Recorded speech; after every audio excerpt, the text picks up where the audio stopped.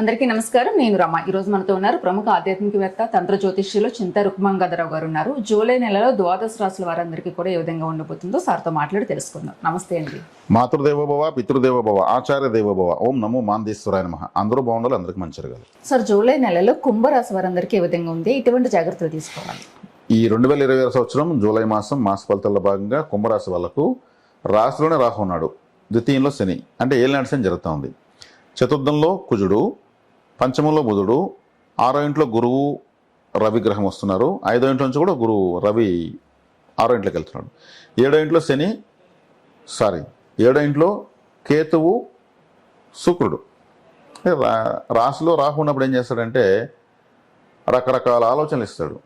ఏలినాటి శని జరుగుతూ ఉంది, కానీ ఏలినాటి శని నియంత్రణ అవుతూ ఉంది. గురువు చూస్తున్నాడు కాబట్టి నియంత్రణ అవుతూ ఉంది, అదొక బెనిఫిట్. రాహు ఏం చేస్తాడంటే స్థిమితంగా పెట్టడు. రాహు అంటే కారకత్వాలు ఎక్కువ, కలియుగానికి అధిపతి రాహు అని అంటూ ఉంటాను నేను. ఈ రాహు ఏం చేస్తాడంటే డ్యూయల్ మైండ్. ఇప్పుడు మనం ఇక్కడ ఈ కుంభరాశిలో ఒకటి ఆలోచిస్తుంటే ఆటోమేటిక్ ఇంకొక ఆలోచన వచ్చి దాని పక్కన పెట్టి వీళ్ళని డిస్టర్బ్ చేస్తూ ఉంటాం. ఎక్కడ పోతే ఏకాగ్రత కోల్పోతూ ఉంటారు. ఒక టెంపుల్కి వెళ్తే దేవుని చూడకుండా ఆడ రంగులు ఇంకేదో ఆడెవరు వచ్చారు, వాళ్ళు ఏం వేసుకున్నారు అనే విధంగా దారి మళ్ళీ ఇచ్చేస్తుంది. స్థిర చిత్తాన్ని కుదరనివ్వదు. అంటే డ్యూయల్ అంటే ఏమంతా డబుల్ అని అర్థం అనమాట. ఇప్పుడు ఏది ఆశించినా కానీ మనకి ఇదొకటి ఇంకోటి వస్తే బాగున్నాం, ఈ డబ్బులు వచ్చింది ఇంకొంత వస్తుంటే బాగున్నాం, ఇంకేదైనా దొరికిందని ఇంకొంచెం దొరుకుంటే బాగున్నాం అంటే డ్యూయల్ మైండ్. ఇంకొక స్టెప్ వేసి ఇంకొంచెం వచ్చిందంత తృప్తి కలగనివ్వడం జన్మలో రాహు ఉన్నప్పుడు. కానీ దుర్గాదేవి ఆరాధన చేయడం వల్ల దాంట్లో బ్యాలెన్సింగ్ వస్తుంది. రాహుకి అధిష్టాన దేవత దుర్గాదేవి కాబట్టి గ్రామదేవతను కూడా ఆరాధించవచ్చు. దుర్గా ప్రసాదు ఇటువంటి పేర్లు ఉన్న వాళ్ళకి వీళ్ళు ఏదైనా గిఫ్ట్లు ఇవ్వడము, హెల్ప్ చేయడం, వాళ్ళ సలహా తీసుకోవడం మంచిది. అదేవిధంగా దర్గాలు ఉంటాయి, ముస్లిం దర్గాలు ఉంటాయి, అక్కడికి వెళ్ళి రావచ్చు, మంచిది. ఆ ముస్లిం మతంలో ఉంటూ ఒక గురువులుగా ఉంటూ వాళ్ళు అక్కడ ఒక సజీవ సమాధిగా ఉంటారు. సజీవ సమాధి జీవ సమాధిగా ఉంటారు. అక్కడ అటువంటి చోట్ల వెళ్ళొస్తుంటే రాహు యాక్టివేట్ అవుతాడు. అంటే ఈ పరిహారాలు కంపల్సరీ తీసుకోవాలి.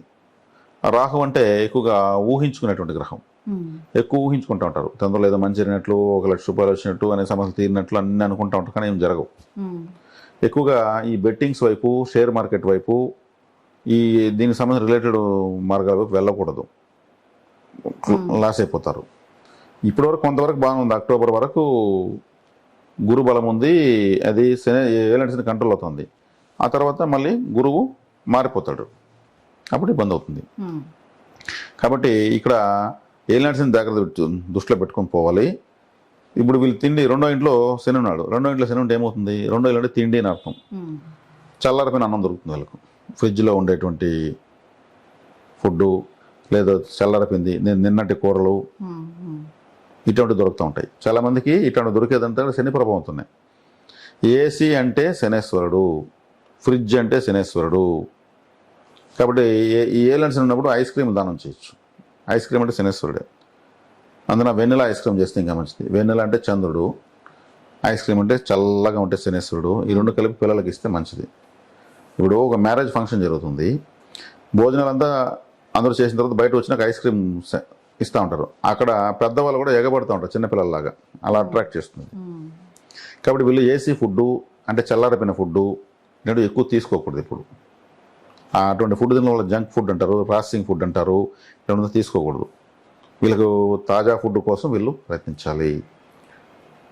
రాహు అంటే బిర్యానీ కూడా చల్లారిపోయింది కదా, టేస్ట్ బాగుంటుందని తినకూడదు. అనారోగ్యం చేస్తుందని అర్థం. ఇప్పుడు చేస్తుందని అర్థం. ఫుడ్ పాయిజన్ అయ్యేదానికి అవకాశం ఉంటుంది. కాబట్టి ఈ శనికి తీసుకున్న జాగ్రత్తలు ఇవి. శనేశ్వరుడు ఎక్కువగా తీవ్రంగా ఉన్నప్పుడు శివాలయానికి వెళ్ళాలి. శివాలయానికి వెళ్ళడం వల్ల ఏమవుతుందంటే బాధలంతా శివుడు లాగేస్తాడు. శివలింగానికి ఉన్న ప్రత్యేకత అదే మెమరీ కార్డ్ లాగా అక్కడ వెళ్ళిన వాళ్ళ బాధ అంతా లాగుతూ ఉంటుంది. ఇప్పుడు కాలకోట విషయం వస్తే శివుడు ఏం చేశాడు? లాగేశాడు కదా, ఎవరి బాధ అని లాగేస్తాడు ఆయన. కాబట్టి ఏలినాటి శని వచ్చినప్పుడు సింపుల్, ఏ ఖర్చు అవసరం లేదు. శివాలయంలో పోయి కూర్చొని వస్తూ ఉంటే చాలు, అన్ని పనులు జరుగుతాయి. ఇంతకు మించిన సులభమైనటువంటిది, ఇంతకన్నా శక్తివంతమైన పరిహారం ఇంకొకటి లేదు. నమ్మకం లేకపోతే మనం ఏం చేయలేం. కాబట్టి ఈశ్వరత్వం ఆయన ఇచ్చాడు, ఎటువంటి బాధను లాగుతారు. అందుకే గ్రహాలు ఆడ పెడతారు. గ్రహ బాధ అంతా ఆయన ఏ గ్రహంతో మనం బాధించుతూ ఉండమో ఆ బాధను ఆయన లాక్కునేస్తాడు.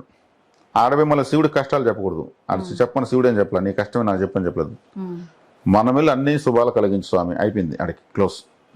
ఒక 24 నిమిషాలు 45 నిమిషాలు కూర్చుంటే చాలు అక్కడ. 24 నిమిషాలు అంటే ఏమి, ఒక గడియ. 45 నిమిషాలు అంటే 2 గడియలు. అదేవిధంగా 5, 11 లేదు 28 దీపాలు పెట్టచ్చు. 5 అంటే ఏమి, మన అదృష్టం. 11 అంటే లాభం. 28 అంటే ఏమి, అభిజిత్ నక్షత్రంతో కలుపుకొని నక్షత్రాలు 28. లేదు మన వయసుకు సమానమైన దీపాలు పెట్టచ్చు. 50 సంవత్సరాలతో 50 దీపాలు, 36 సంవత్సరాలతో 36 దీపాలు. ఎందుకు పెడుతున్నాము? దీపం అంటే ఒక వెలుగు, అంటే మనకున్న బాధలు పోయి మన జీవితంలో వెలుగులు రావాలని అర్థం. దేవతలు జ్యోతి స్వరూపులు. శివాలయంలో జ్యోతులు వెలిగించడం వల్ల ఈ 5, 11, 28 వయసుకు తగినటువంటి దీపాలు వెలిగించడం వల్ల మంచిది. అటువంటి దీపాలు పెడుతున్న ఆడెవరో వెలిగించిన దీపంలో పోయి దీన్ని వెలిగించకూడదు. వాళ్ళ కర్మకు వాళ్ళు వెలిగించుంటారు, వాళ్ళ యొక్క ఎనర్జీ రిఫ్లెక్ట్ అవుతూ ఉంటుంది. కాబట్టి ఇది దీపాలు పెట్టేటువంటి విధానం అనమాట. శివుణ్ణి ఎప్పుడైతే మనం అక్కడ కూర్చుంటామో శనేశ్వరుని కంట్రోల్ చేస్తాడు, రవిగ్రహ అనుగ్రహం కూడా పెరుగుతుంది. రవిగ్రహానికి ఆ బలాన్ని ఇస్తున్నాడు శివుడే కాబట్టి. కాబట్టి శివుడు ఆజ్ఞ చేయమని కూడదనేసి ఒక మాట మనం వింటుంటాం. కాబట్టి ఆయన ఆజ్ఞతో మనకు ఉన్నప్పుడు ఏలినట్టు మనం ఏం చేస్తుంది. కాబట్టి ఇక్కడ దుర్గారాధన శివాలయంలో ఇలా తిరుక్కుని అలా ప్రదర్శన చేసుకొని వస్తే అటువైపు దుర్గాదేవి ఒక దున్నపోతు తలకాయపై నిలుచుకుంటుంది. దుర్గాదేవి వెనకాల మహావిష్ణువు, చండికేశ్వరుడు, నాట్య గణపతి లేదా వినాయకుడు అంతా ఆయన చుట్టూ ఉంటారు. మొత్తం వీళ్ళంతా వచ్చి చేరిపోయింటారు. వీళ్ళంతా దుర్గాదేవి అక్కడే ఉంది కదా, చక్కగా అక్కడ దీపం పెట్టచ్చు. పుబ్బా నక్షత్రం అంటే నిమ్మపండు, పుబ్బా నక్షత్రం అంటే అమ్మవారు. దుర్గాదేవి నిమ్మకాయలతో దీపాలు అందుకు వేసేది, మాల అందుకు వేసేది. ఆ లెమన్ పికిల్స్, జ్యూసు, చాక్లెట్స్ ఇవన్నీ బాగా వెళ్ళి తినచ్చు. లెమన్ రైస్ కూడా తినచ్చు. ఇప్పుడు రాహు కాబట్టి రాహుని అమ్మవారే కంట్రోల్ చేసేది. ఆమె రాహుకి చాలా కూరలో చాలా భయంకరమైన ఫేస్ ఉంటుంది. రాహు అంటే సాఫ్ట్గా ఉండడు. గ్రామ దేవతలు వీళ్ళంతా ఎట్లుంటారు, సేమ్ అలాగే భయంకరమైన కూరలతో ఆహాకాలు 4 బయట చాచేస్తుంటారు. రాహువే. కాబట్టి ఆలయాలకు వెళ్తే ఎటువంటి తప్పు చేయకూడదు ఎవరైనా కూడా సరే. ఇది అన్ని రాసుల వాళ్ళు చెప్తున్నాం. ఎందుకంటే ఆలయాలకు ప్రభలు ఉంటాయి. ప్రభలు అంటే వెనకాల ఒక ఆర్చులాగా ఉంటుంది. ఆ గాలిగోపురం కూడా ఆర్చులు ఉంటాయి పైన. అక్కడ ఒక రాక్షసుడి బొమ్మ ఉంటుంది. ఇంతంత పెద్ద కళ్ళు ముందుకు వచ్చి ఉంటాయి. ఒక నాలుక ఉంటుంది, చెవులకు మళ్ళీ తెహల్లు ఏదో భయంకరంగా ఉంటాడు. ప్రభాసురుడు అంటారు ఆయన్ని. ప్రభల పైన ఉండే అసురుడు అని అర్థం. ఆయనకి శివుడు ఇచ్చిన వరం ఏమంటే ఈ ఆలయానికి వచ్చి అనుచితంగా ప్రవర్తించిన వాళ్ళ యొక్క పుణ్యాన్ని నువ్వు తినేయని. ఆయనకి ఒక ఆకలి ఎక్కువ. నాకు ఆహారం చాలలేదు స్వామి నన్ను కాపాడు అంటే, ఆలయాల వద్ద అనుచితంగా ప్రవర్తించిన వాళ్ళకి పుణ్యాన్ని నువ్వు తిను అని. ఇప్పుడు ఆలయాలు కూడా ఎవరు శుభంగా ప్రవర్తిస్తున్నారు? ప్రవర్తించిన వాళ్ళకు అనుగ్రహం వస్తుంది. వాళ్ళని ఆయన టచ్ కూడా చేయలేడు. కాబట్టి అది ఎవరైనా చాలామంది తెలియదు. ప్రభాసురుడు యొక్క ఒక రాక్షసుడికి ప్రభల పైన పీఠం ఇచ్చారు. దేవతల ప్రభల పైన 4 చాచుకుంటాడు ఆయన. కాబట్టి అక్కడ మనం చెప్పామని కూడా పూజ చేసి ఎట్లా ప్రవర్తిస్తే వీళ్ళకి ఫలితం రాదు. ఫలితం రాకపోవడానికి కారణం ఎన్నో ఉంటాయి ఆలయాల సీక్రెట్స్. కాబట్టి శివాలయానికి ఎక్కువగా వెళ్ళాలి. ఏలినాటి ప్రభావం ఇంకా కొద్ది రోజులు ఉంది, కానీ డే బై డే తగ్గుతుంది. ఎందుకంటే థర్డ్ ఫేజ్ నడుస్తూ ఉంది. ఇది రోజు దూరంగా వెళ్ళిపోతాడు శనేశ్వరుడు. దూరంగా వెళ్ళే కొద్దిగా ఆయన నీడ మనకు దూరంగా వెళ్ళిపోతూ ఉంటుంది. కాబట్టి కుంభరాశి వాళ్ళకి ఒక విధంగా అదృష్టం అని చెప్పొచ్చు. ఎందుకంటే ఇంక 30 సంవత్సరాలు రాదు ఏలినాటి శని. ఈ 30 సంవత్సరాలు డెవలప్ అయిపోతారు. ఈ 30 సంవత్సరాలకు వీళ్ళు ఎన్నో జీవితంలో సాధించేస్తుంటారు. వివాహము, సంతానము, వాళ్ళకి ఉద్యోగాలు, పెండింగ్లు, వీళ్ళకు వృత్తిలో స్థిరత్వం అన్నీ సాధించుంటారు. అప్పటికి ఇంకా ఎనర్జీ ఇంకా తగ్గిపోతుంది, ఏజ్ పెరిగిపోతుంది. అప్పుడు శని యొక్క తాకడం, వయసు పెరిగిన వాళ్ళకి శని తాకడం ఉండదు, ముసలి వాళ్ళకి శని తాకడం ఉండదు. ఇప్పుడు మనం మాస ఫలితాలు చెప్తున్నాము.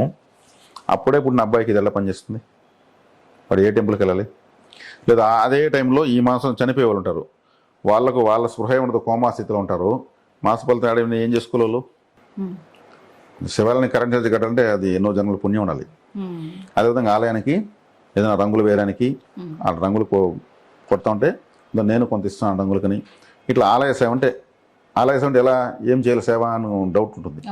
ఆలయానికి రంగులు కొట్టడానికి, ఆలయానికి కరెంట్ ఛార్జీ, ఆలయానికి 1 గంట కొని ఇవ్వడము, ఆలయంలో స్పీకర్ రిపేర్ అయిపోయింటే చేసి ఇవ్వడము, ఇంకా అక్కడ ఏదైనా బెంచీలుగా ఉంటే వేసి ఇవ్వడము, చైర్స్గా ఉంటే కొని ఇవ్వడము, ఇంకేదన్నా ఉంటే కూడా అక్కడ మరమ్మతులకు సంబంధించినటువంటి మన పని నిలుపుకొని కొద్ది రోజులు ఆడ ఒక కూలివాళ్ళలాగా పనిచేయచ్చు శివాలయంలో. ఇంకా అది కైలాస సేవ. కాబట్టి కుంభరాశి వాళ్ళకి కైలాస సేవ చాలా ఇంపార్టెంట్. దుర్గాదేవి ఎక్కడ ఉంటుందో చెప్పాను. కాబట్టి ఇవి చేయడం వల్ల వీళ్ళకి చాలా మంచిది. ఈ పలావ్ అనేటువంటిది, పలావ్ అంటే మీ వెజిటబుల్ రైస్ బిర్యానీ ఇలాంటిది పంచడము చాలా చాలా మంచిది. ఎదుర్కోవచ్చు. వీళ్ళు తొందరలో వెరీ వెరీ షార్ట్లీ అద్భుతమైన కాలం ప్రారంభమవుతుంది. బాగుంటుంది. కుంభరాశి వాళ్ళకి రాహు వేయిన్లోకి వెళ్ళినా కానీ బాగుంటుంది. విదేశాలకు వెళ్ళేదని బలం పెరిగిపోతుంది. వేయిన్లో మళ్ళీ లాభంలోకి వస్తాడు కాబట్టి రాహు వల్ల వీళ్ళు సెటిల్ కాబోతారు వెరీ వెరీ షార్ట్లీ. రాహు అనుకూలంగా వచ్చేస్తే మళ్ళీ గురుబలం కూడా ఎదురు చూసుకోవాల్సిన అవసరం లేదు. కాబట్టి కుంభరాశి వాళ్ళు ఈ మాసం సూచనలు, సలహాలు, జాగ్రత్తలు క్లుప్తంగా. ఓకే సార్, నమస్తే. ధన్యవాదాలు.